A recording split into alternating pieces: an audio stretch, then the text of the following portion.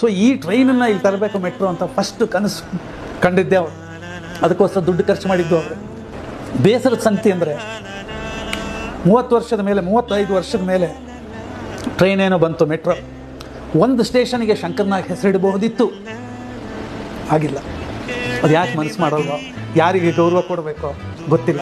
ಯಾಕೆಂದರೆ ಅವ್ನು ಸ್ವಂತ ದುಡ್ಡು ಖರ್ಚು ಮಾಡಿ ಆವತ್ತಿನ 88-89ರಲ್ಲಿ ಸುಮಾರು he has spent more than 9.5 lakhs of rupees ಅವನ ಪಾಕೆಟಿಂದ. ಸೊ ಹಂಗಾಗಿ ಒಂದೊಂದು ಸರ್ತಿ ಬೇಸರ ಆಗುತ್ತೆ. ಆದರೂ ಮುಂದೆ ಬೇಕು ಅನ್ನೋ ವಿಚಾರ ಅಷ್ಟು ಹಿಂದೆ ಅವನು ಯೋಚನೆ ಮಾಡಿದ್ದಂಥ ಮನುಷ್ಯ.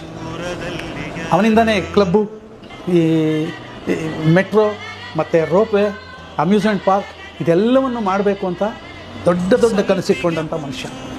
ಬರೀ ನಾವು ಸಿನಿಮಾನಲ್ಲಿ ಕರಾಟೆ ಕಿಂಗ್ ಅಂತ ಹೆಸರು ತೊಗೊಂಡು ಮರ ಸುತ್ತಕೊಂಡು ಡಿಸ್ಕೊಂಡ್ ಮಾಡ್ಕೊಂಡು ನಾಳೆ ನಮ್ಮ ಮಕ್ಕಳು ನಮ್ಮನ್ನು ಇದೇನೋ ಮಾಡಿದ್ದು ಅಂತ ಕೇಳಿದ್ರೆ ನಾವೇನಾದ್ರು ಕಾಂಕ್ರೀಟಾಗಿ ಮಾಡಬೇಕು, ಸಮಾಜದ ಕಳಕಳಿ ಬೇಕು ನಮಗೆ ಅಂಥೇಳಿ ಹೀ ಸ್ಟಾರ್ಟೆಡ್ ಡೂಯಿಂಗ್ ಸಚ್ ಥಿಂಗ್ಸ್. ಆಗಲಿಲ್ಲ ಅಷ್ಟೇ. ಬೇಸರ ಅದೊಂದು ನಮಗೆ ಇವತ್ತು ಕಾಡುತ್ತೆ.